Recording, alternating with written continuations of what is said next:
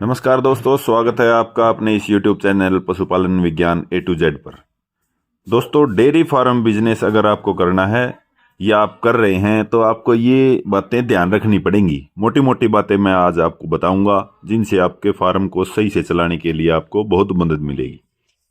दोस्तों, नंबर 1 इसमें है, पशुओं को आपको खुद समय देना होगा। पशु रखने का एक्सपीरियंस आपको होना चाहिए। ये नहीं है शुरुआत में आप ये बिजनेस करने लग गए और एकदम से आपने 50-60 पशु बांध लिए। शुरू में 5 से 10 पशु ही पालें दोस्तों, फिर धीरे धीरे उसको आप आगे बढ़ाएं। जैसे जैसे आप मैनेज कर पाओ, आपको एक्सपीरियंस होता रहे, वैसे वैसे आप पशुओं को बढ़ाते रहें। इसी तरीके से आपको फायदा होगा। मैंने कई ऐसे किसान देखे हैं जो शुरुआत में ही 50-60 पशु बांध लेते हैं, फिर उनसे मैनेज नहीं होता, खुद उनको नॉलेज होती नहीं, दूसरों के सारे बिजनेस नहीं चलता। ये आपको खुद नॉलेज होनी चाहिए, खुद आप समय दोगे तभी ये काम होगा। नंबर 2 है दोस्तों, आपके जो पशु हैं वो अच्छी नस्ल के होने चाहिए। क्योंकि अगर आपके पशुओं की नस्ल अच्छी नहीं होगी, उनके अंदर ट्रेट्स अच्छे नहीं होंगे, तो आपको फार्म पे उतना फायदा नहीं होगा। क्योंकि खाने पीने का खर्चा तो पशु के राशन पानी का उतना ही होता है लगभग। उतने ही राशन में एक पशु आपको 15 किलो दूध दे देगा, एक पशु आपको देगा 12 किलो दूध। एक पशु आपका जो उसका काफ होगा वो 2.5 साल की कटड़ी होगी, वो आगे की गर्भ धारण कर लेगी। एक पशु की 4 साल की करेगी। तो ये सिस्टम होता है। बीमारियां भी किसी किसी को कम लगती हैं।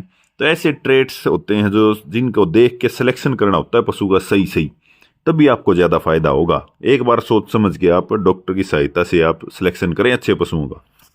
ये कुछ ट्रेट्स होते हैं, जैसे एज एट फर्स्ट काविंग है, जितनी जल्दी भी आएगी उतना बढ़िया। Body weight gain, body weight जैसे ही फर्क कितनी जल्दी वेट लेगी, बॉडी वेट लेगी, उतना आगे की वो ठहरेगी। दूध देने की उसकी क्षमता, और जो ब्रीड करेक्टर होते हैं जैसे मुर्रा होती है या देसी गाय होती है, साहिवाल होती है, उनके सही होने चाहिए। इसके अलावा जब आप दूध देख के किसी पशु को लेके आते हो तो उसका दूध कम से कम 3 टाइम जरूर नापें। और ये भी देखें कि पशु दूध देते समय उसका स्वभाव कैसा है, वो कूदता तो नहीं है, आराम से दूध दे रहा है कि नहीं। ये चीजें बहुत जरूरी होती हैं दोस्तों। इनके अलावा जो नंबर 3 पॉइंट है वो है, फार्म पर दूध वाले पशु और ड्राई पशुओं का रेशो 60-40 होना ही चाहिए। ऐसा नहीं है कि 40% पशु जो है दूध में है और 60% है वो ड्राई है, आपका बैलेंस बिगड़ जाएगा वो खर्चे का। तो ऐसा बिल्कुल भी नहीं होना चाहिए।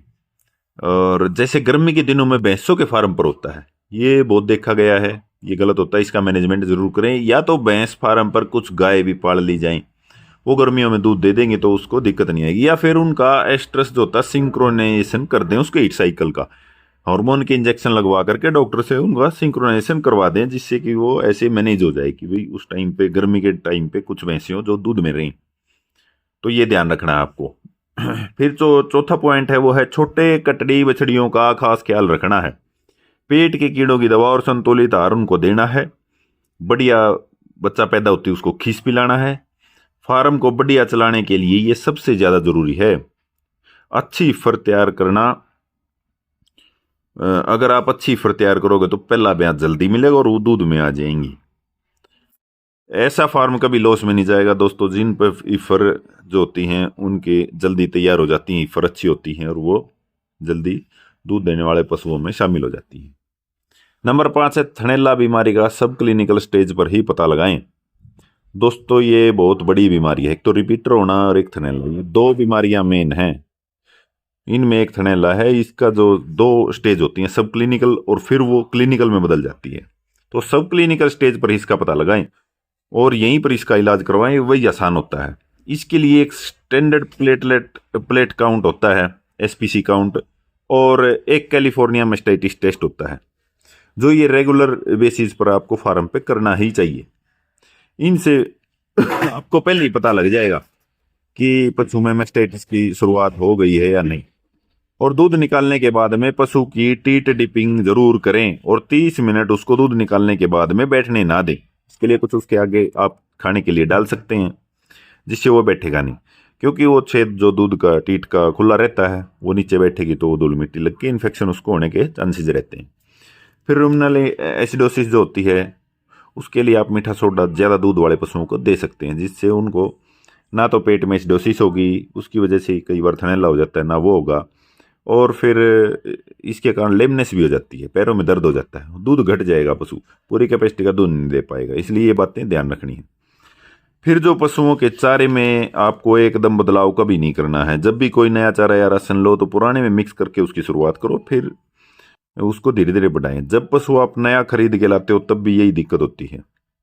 आपको ये देखना है कि जो पहले किसान था उस पशु को वो क्या खिलाता था, उस राशन से शुरुआत करके धीरे धीरे उसमें बदलाव करें अगर जरूरी हो तो।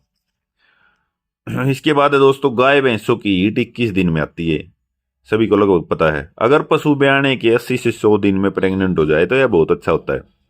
इसके लिए सबसे जरूरी बात है पशु की गर्मी के लक्षणों का सही से ज्ञान होना। तो अगर पतला साफ तार पशु दे तो समझ लो कि वो गर्मी में है। दिन में 2 बार पशु की हीट जरूर नोट करें, सुबह और शाम के टाइम पे। खास करके भैंस रात को आती हैं, गर्मी में लक्षण दिखाती हैं सही। भैंस को अगर सुबह हीट में आए तो शाम को एआई करवा दो। गाय को अगर सुबह हीट में आए तो उसको अगले दिन एआई करवाओ। थोड़ा सा लंबा चलती है गाय की हीट। 12 घंटे के अंतर पर 2 बार एआई जरूर करवानी चाहिए। मेरी सलाह यह है कि HLDB या NDDB का ही सीमन स्ट्रा यूज करें।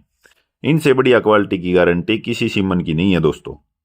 बस सीमन स्टोरेज सही होनी चाहिए।